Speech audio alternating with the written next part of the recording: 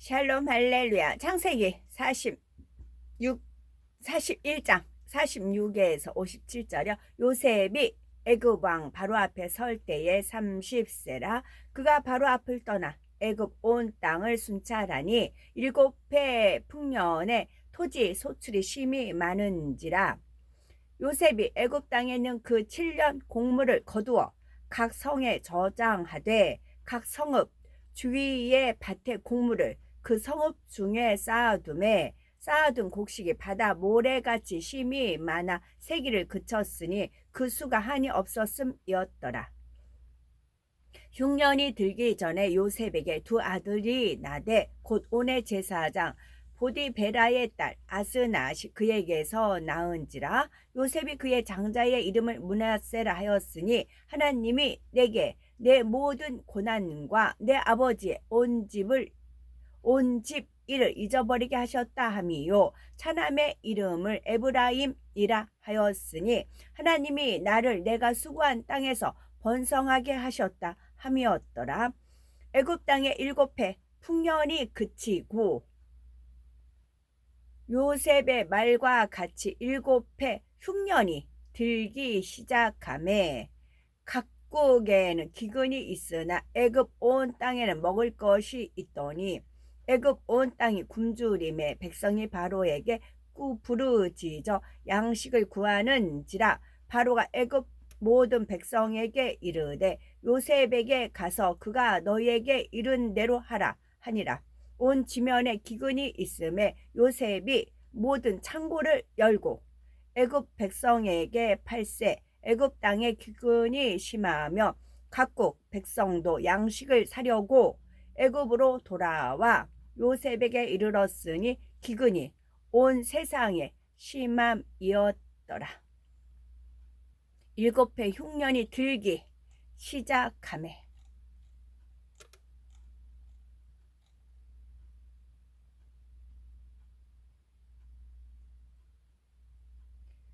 여기서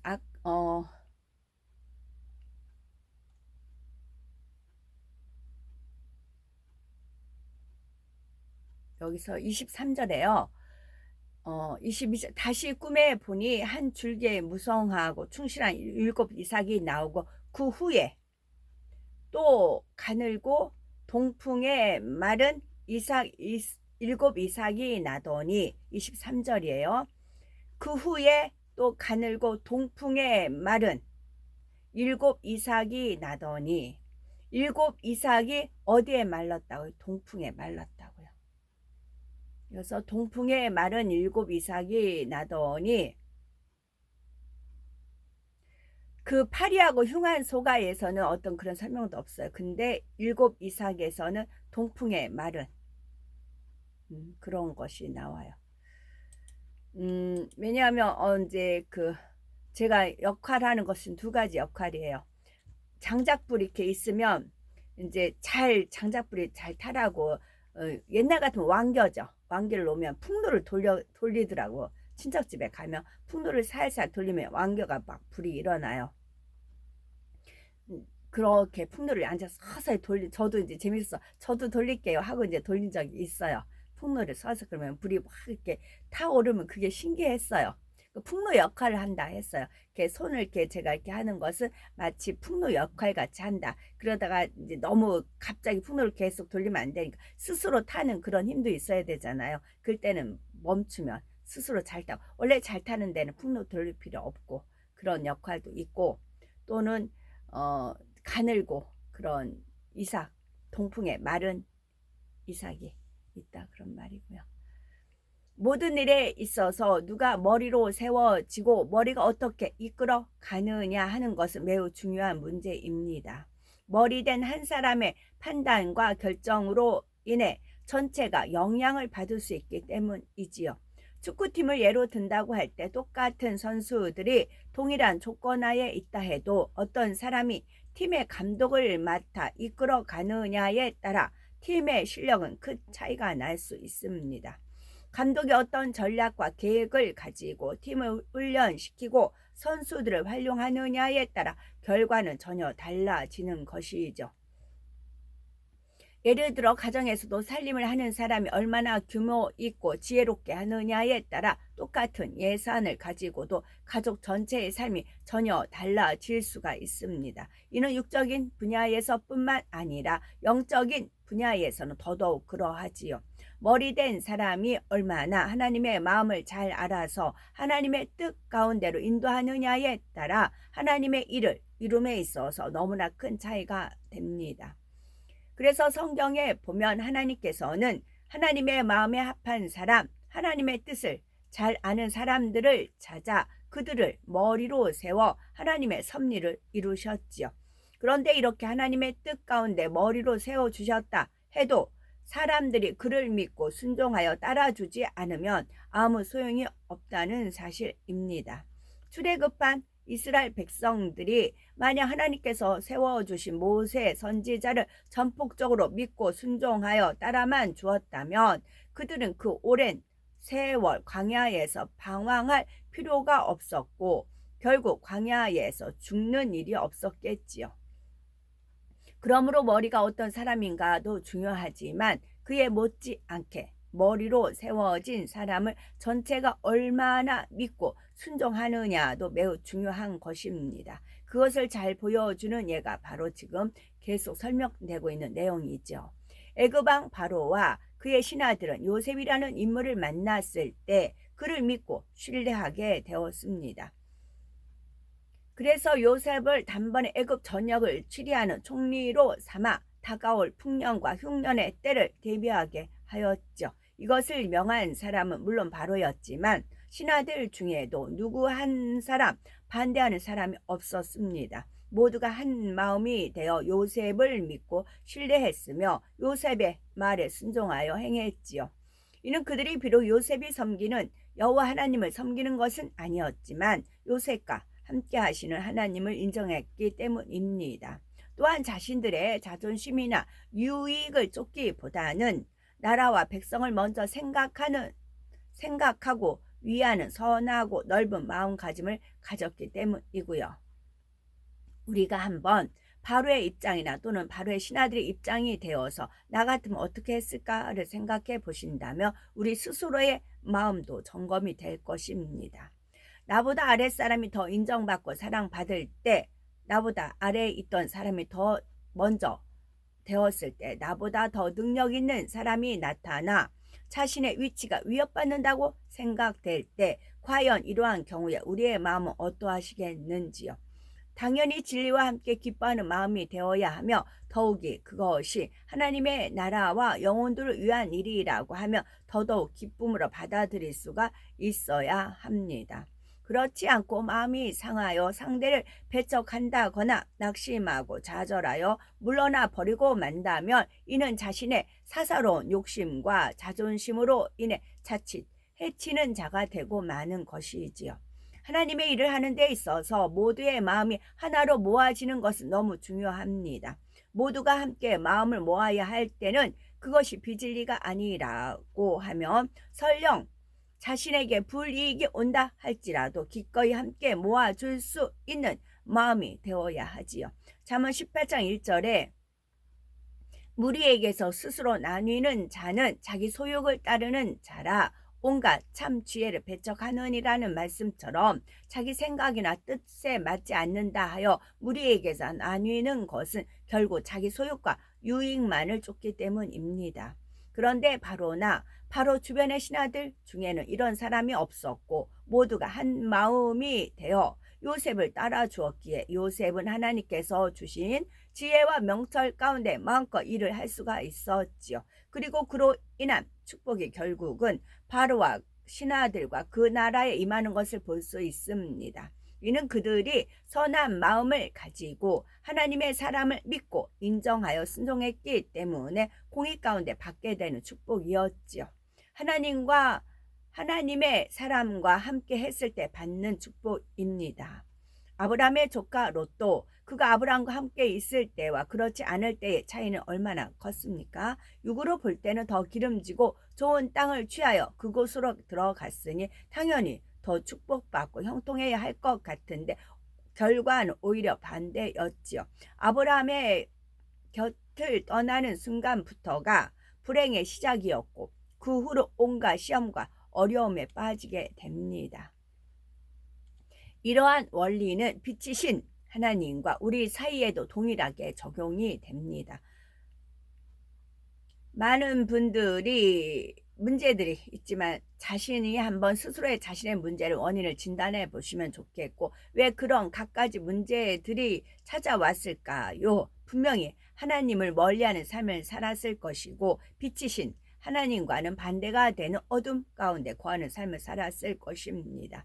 진리가 아닌 비진리 가운데 살았고 말씀을 떠나 세상 가운데 살았기 때문에 하나님으로부터 지킴받지 못한 것이고 원수마귀 사단의 밥이 되고 만 것이죠. 우리가 빛 가운데 거하면, 즉 하나님 말씀 안에 거하면 하나님께서는 절대적으로 우리를 지켜주십니다. 출애굽기 15장 26절에 가라사대 너희가 너희 하나님 나 여호와의 말을 청종하고 나의 보기에 의를 행하며 내 계명에 귀를 기울이며 내 모든 규례를 지키며 내가 애굽 사람에게 내린 모든 질병의 하나도 너희에게 내리지 아니하리니 나는 너희를 치료하는 여호와의 민이라 분명히 말씀해 주셨죠. 빛 가운데 살지 못하고 말씀 안에 살지 못하기 때문에 결국 이런저런 문제들이 찾아오는 것입니다. 그런데 또 우리가 한 가지 명심할 것은 창세기 12장 3절에 하나님께서 아브람에게 너를 축복하는 자에게는 내가 복을 내리고 너를 저주하는 자에게는 내가 저주하리니 하신 말씀입니다. 물론 우리가 아무라도 저주해서는 안 되겠지만 특히 하나님의 보장받는 사람을 저주했을 때는 공의 가운데 반드시 보응이 따르게 됩니다. 출애굽한 백성들이 모세와 아론을 원망했을 때 하나님께서는 그것이 곧 하나님께 대한 것이라 말씀하셨죠. 반면에 하나님의 사람을 축복하고 섬기는 사람 역시 하나님께서 반드시 공의 가운데 갚아주십니다.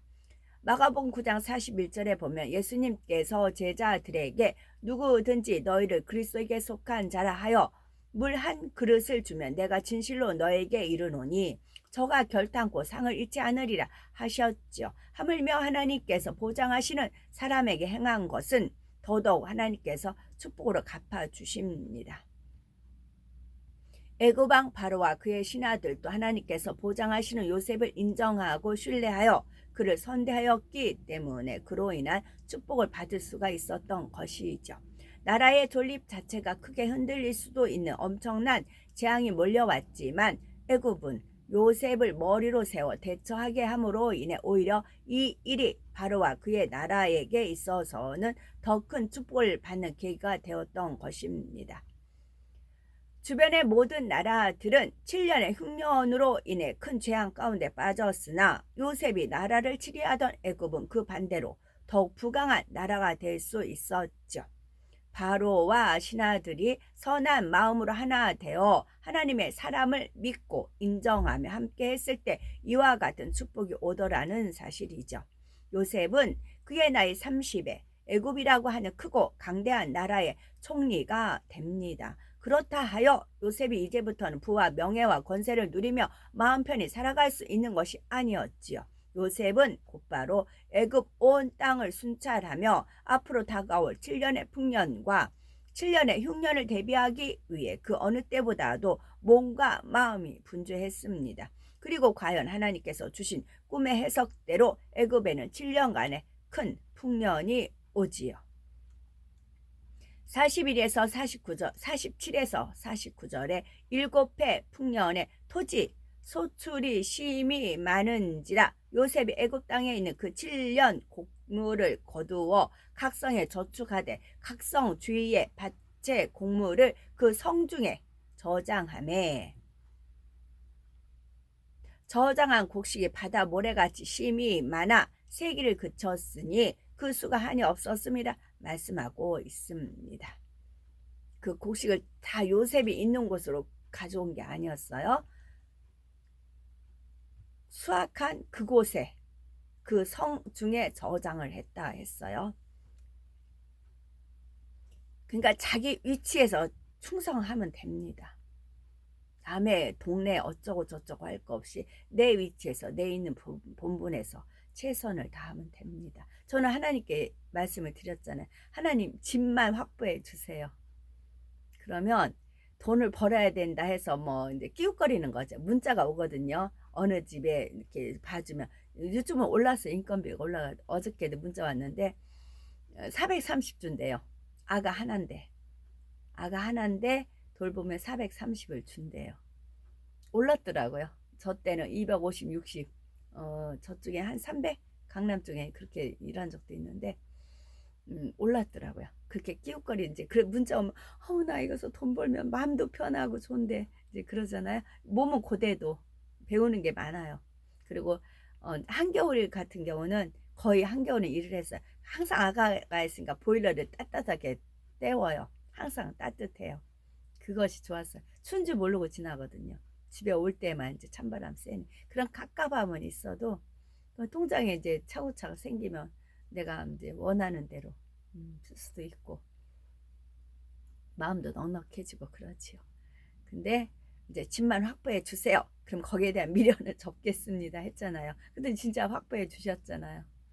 그리고 나서 그러면 확보해 주시면 카톡 올리는데 충성하겠습니다. 제가 고백을 드렸죠. 그랬더니 확보해 주셨잖아요. 그래서 카톡 이제 올려드리는 것이고 여기서 본인들이 딱 원하는 한 가지만 취하시면 돼요. 한 가지만 취해서 일곱 회 그래서 제가 미리 말씀을 드린 겁니다. 1월 3 화요일부터요. 1월 화수목금 금요일까지 있더라고요. 그러면 3, 4, 5, 6 7일날 1월 7일날 읽어드리겠습니다. 일곱 해 풍년에 이어 일곱 해 흉년이 올 것을 몰랐다며 이처럼 큰 풍년 동안에 거둔 수확을 쉽게 허비해 버릴 수도 있었겠지만 이미 다가올 일곱 해 흉년을 알고 있는 요셉은 정확한 계획에 따라 곡물을 저장하지요. 이렇게 한창 풍성한 수확을 누리고 있을 때 하나님께서는 요셉에게 두 아들을 허락하십니다. 아직 흉년이 들기 전에 이처럼 아들들을 허락하신 것도 하나님의 사랑이고 축복이지요.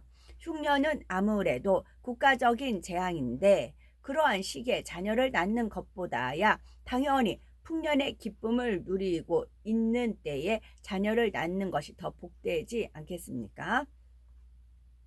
요셉은 문헤세라는 이름의 단기 의미대로 이제 지난날의 모든 고난을 잊게 되었으며 에브라임이라는 이름의 단기 의미대로 그가 애굽에 행한 모든 수고가 창성하게 열매를 맺게 되었던 것입니다. 이렇게 두 아들들까지 얻은 요셉은 영육간에 부족함이 없는 축복을 받았으며 이때 낳은 두 아들 므낫세와 에브라임은 장차 이스라엘 12지파를 이루는 조상이 되었죠. 제가 이제 염려 근심이 될 수가 있어요. 그런 꿈까지 하면. 그러면 이제 저한테 주시는 음성이 있어요. 네가 하냐? 그래요. 아니요. 내가 다 하나님이 다 하시는 겁니다. 네가 하냐? 아닙니다. 저는 그냥 제 있는 분야만 감당하는 겁니다. 하나님이 하세요. 하나님은 아셨고 행하시고 이루시는 분은 하나님이세요.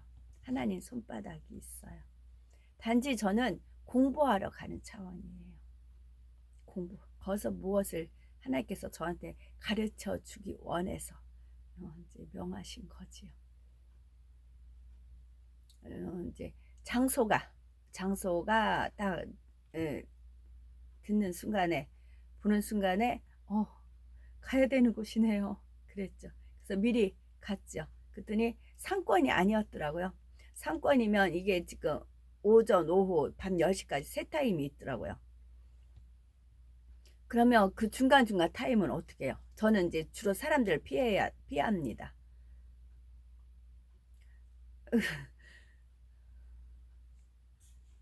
그래요.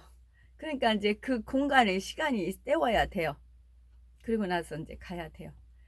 그래서 이제 그 적합 근데 앞에 어린이 대공원이 있지만 겨울이잖아요.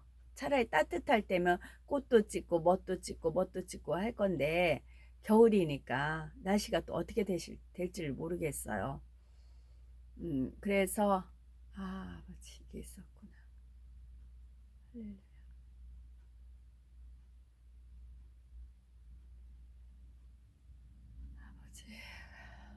즉 요셉은 자신의 후손이 이스라엘 12지파 중에 2지파의 조상이 되는 축복을 받은 것입니다.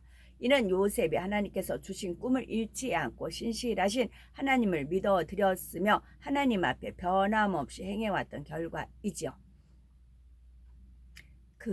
제가 하는 거는 전에 99년 퍼즐 조각에서 찾으면 된다고 했잖아요. 이 말씀을 제가 이제 읽던 중에 말하고 이제 해서 말을 하는 순간 하나님께서 뭐 하나를 떠올려 주셨냐면 전주에 덕진 공원이 있어요. 그러면 한겨울에 얼마나 사람들이 많이 가요. 근데 아가들이 어릴 때인데 이제 겨울에 설에 큰 집서 지내고 나서 춘대도 기어이 가자고 해요. 춘대. 그러면은 애들 데리고 덕진공원 둘러봅니다. 그러면 애기들 뭐 나비로 돼가지고 이렇게 끄는 거 있죠. 그 하나 사주면 막 재밌다고 머슴애는 막 앞으로 끌고 가요. 그럼 이제 여자애는 노래 같은 그런 재능이 있어요. 막 지가 막 날랄라 춤추면서 막 이렇게 날라다니고 막 날라다니는 것 같아요. 하고 이제 우리 춘대 왜 여기를 싫다 할 수도 없고 그랬거든요. 그래서 공원을 춘대 삭막한 공원을 덕진공원을 이렇게 쭉 둘렀던 그게 있었습니다. 지금 그걸 떠올려 주시는 거예요. 그래서 춥지만 공원에 갔듯이 춥지만 그래서 이제 아마 어린이 공원 하나님께서 어떻게 펼칠지 모르겠어요. 하늘에 구름과 이제 동물들이 있으면 찍고 그렇게 해서 올려는 드립니다. 지금 제가 이제 마음이 이제 착잡하니까 싫은 데는 가기 싫어요, 저는. 근데 이제 아시면 도움이 되죠. 그래서 말씀드린 겁니다. 그래서 유튜브 저 사람도 오겠네요. 저 사람도 오겠네. 저 사람도 오겠네요. 기 받으려고 저 사람도 오겠네요. 그러거든요. 저 사람들 다 오겠네요. 가짜 애언자들 있잖아요. 때는 이때다 하고 다 몰려들겠네요. 잔치 벌렸네. 꽃잔치가 아니고요. 요셉이 꿈을 해석하던 대로 7년의 풍년이 끝나고 나자 7년의 흉년이에요. 7년의 흉년이 시작되었는데 애굽에서만이 아니라 주변 나라에도 기근이 심하여 온 세상에 기근이 심했다 기록하고 있습니다. 애굽 백성들은 물론이고 주변 나라의 백성들까지도 양식을 사려고 애굽으로 들어왔죠. 요셉이 7년의 풍년 동안 거둔 수확을 잘 저장하고 관리하였기 때문에 큰 흉년을 맞았어도 온 애굽 땅에는 먹을 식물이 있었던 것입니다. 요셉이 아니었으면 너무나 근심과 고통 가운데 어찌할 줄을 몰라 당황할 수밖에 없었던 바로와 그의 신하들은 요셉 한 사람으로 인해 아무런 근심 없이 평안을 누릴 수가 있게 된 것이죠. 요셉이 이미 보디발의 집에 있을 때와 감옥에 있을 때에 보여주었던 그의 성실함과 정직함 그리고 섬세함을 이번에도 유감없이 발휘하며 난국을 헤쳐나갈 수가 있었던 것입니다. 그런데 우리가 요셉에게서 배워야 할 중요한 교훈이 있습니다. 사실 요셉이 아무리 지혜 있고 명철하여 모든 일을 깔끔하게 완벽하게 처리한다 해도 그것만으로 주변 사람들의 사랑과 인정을 받을 수 있는 것은 아니지요. 오히려 너무 뛰어나게 잘하다 보면 주변으로부터 시기 질투의 대상이 되곤 합니다. 그런데 요셉은 그렇지가 않았죠. 누구와도 원수를 맺는다거나 화평을 깨는 일이 없었고 주변으로부터 공격을 당하는 일도 없었습니다. 훗날 요셉이 자신의 아버지 야곱에게 속한 가족들을 애굽으로 불러들여 파로가 그들에게 애굽의 좋은 땅 람세스를 주었을 때도 그것을 싫어하거나 반대하는 사람이 없었지요. 또한 요셉의 아비 야곱이 죽었을 때도 바로의 모든 신하와 바로 궁의 장로들과 애굽 땅의 모든 장로가 함께 야곱을 장사하러 갔던 것을 볼 수 있습니다. 물론 요셉이 애굽의 총리라고는 하지만 이와 같이 전폭적인 지지를 받을 수 있었던 것은 요셉이 총리로서 어떻게 행해 왔는지를 잘 알 수 있게 해주는 모습이지요. 요셉은 매사에 정확하고 분명했지만 그렇다 하여 덕과 사랑이 부족한 것이 아니었습니다. 때로는 상대의 허물을 덮어주고 자신에게 반대하는 사람들까지도 품어줄 수 있는 넓고 큰 마음이었지요. 자신이 왕 다음가는 치리자가 되었다 하여 다른 사람을 무시하지 않았고 자신의 권세를 휘두르려 하지 않았습니다. 상대를 억지로 힘들게 하지도 않았고 자신을 드러내려고 하는 마음이나 교만의 모습이 없었지요. 요셉은 예전의 형들과의 관계 속에서 자신을 드러내고자 하는 마음과 상대의 과실을 지적하려는 마음으로 인해 얼마나 화평이 깨어졌는지를 체험했고 결국은 그러한 일들로 인해 자신이 형들의 손에 의해 노예로까지 팔려오게 되었음을 뼈저리게 느끼며 깨달았습니다. 그러니 다시는 그러한 어리석음을 반복하지 않았던 것이고 더욱이 요셉은 이미 연단을 통해 자신의 의로움과 자신을 드러내려는 마음들을 다 깨트리고 변화시킨 후였지요. 요셉이 구덩이에 빠졌잖아요. 빠졌을 때 형들이 왜 그랬으며 거기서 자기가 어떻게 했을까? 자기 잘못을 깨우쳤을 거 아니야. 그리고 이제 종으로 팔려서 보디발의 집에 가서 온갖 것을 다 하면서 자기 자신을 돌아봤을 거 아니에요. 철저하게 연단해서 자기 의로움이요. 그 다음에 자신을 드러내려는 마음.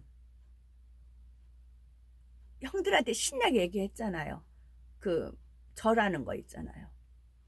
11배를 절하고 그런 얘기를 얼마나 신이 나서 얘기를 했겠어요.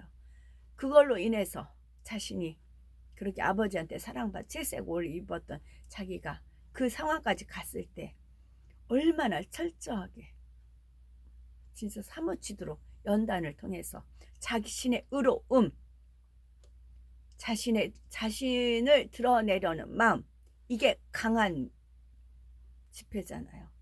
자기의 의로움을 드러내고 어떻게든지 자기를 드러내는 마음들이 여기저기 쏙쏙쏙.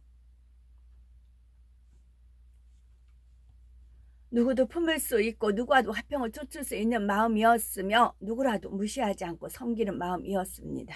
요셉은 자신이 가장 낮은 위치에 있어 보았기에 아랫사람의 입장을 이해하고 그들의 어려움을 들어주려는 마음이었지요. 이 모든 것이 보디발의 집과 감옥을 거치면서 받은 값진 연단의 결과였습니다.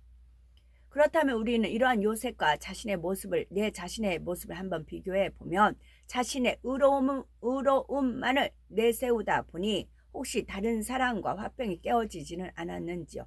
자신의 권세와 지위를 이용하여 모든 것을 지시하고 명령하려 하지 않았는지요. 이거를 갖기를 원하는 거잖아요. 자신의 영권이라는 이름으로 자신의 권세와 지위, 영권에 의한 권세와 영권에 의한 지위를 이용하여 모든 것을 지시하고 명령하려는 위치, 지시하고 명령하려고 그런 잔치를 벌이는 거죠. 자신을 드러내기 원하고 자랑하기 원하며 다른 사람을 무시하고 눌러서 힘들게 하지는 않았는지요. 다른 사람과 화평이 깨어지고 주변의 사람들이 힘들어하는 이유를 상대방이 아닌 바로 우리 자신에게서 먼저 찾아볼 수 있어야 한다는 말씀입니다. 요셉이 어떻게 이방인으로서 이 큰 애굽의 총리를 하면서도 사람들로부터 시기와 질투와 걸림이 대상이 아니라 사랑과 존경의 대상이 되었는지를 깨달아 우리 자신과 비교해 본다면 거기에 바로 문제 해결의 길이 보일 것입니다.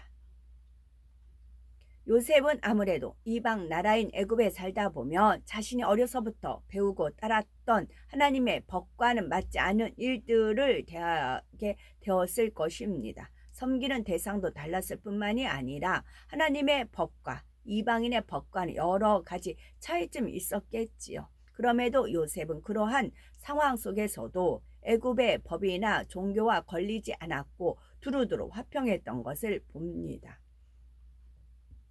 이는 요셉이 결코 그들 이방 종교나 그들의 법도와 타협해서가 아니죠. 누가 보나 보지 않으나 하나님 앞에서 바르게 행했던 요셉은 당연히 모든 일에 있어서 하나님이 먼저였고 하나님의 법이 우선이었습니다. 그런데 그렇다 하여 요셉은 애굽의 종교나 그들의 법을 무시하지도 않았지요. 그들의 신앙과 법도 또한 존중해 주었고 하나님의 법을 어기는 것이 아니라 하면 그들의 법도 존중하며 따라 주었습니다.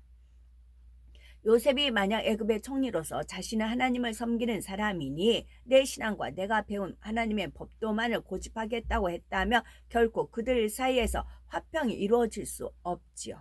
이는 우리가 세상을 살아가면서도 마찬가지입니다. 우리는 당연히 하나님의 자녀요 그리스도인으로서 세상의 빛과 소금이 되며 그들에게 그리스도의 향기를 발해야 하지요. 우리의 착한 행실을 통해 아버지 하나님께 영광이 돌려지도록 살아야 합니다. 그런데 자칫 열정이 지나다 보면 우리의 의가 앞서는 경우가 생기지요. 하나님의 진리를 가지고 세상의 다른 사람들을 정죄한다거나 그들에게 진리를 강요하다 보면 이는 오히려 그들로부터 반발을 살 수가 있습니다. 마음 문을 열고 복음을 접하기도 전에 복음에 대한 잘못된 인식을 가지게 되므로 오히려 복음을 받아들이기 더 어려운 상황으로 몰아가게 되고 말지요. 예를 들어서 세상 사람을 전도하면서 처음 교회에 나오는 사람에게 교회에 나오면 술도 담배도 다 끊어야 하고 세상의 오락을 취해선 안 됩니다 이렇게 말한다면 선뜻 누가 교회에 나오고 싶겠습니까?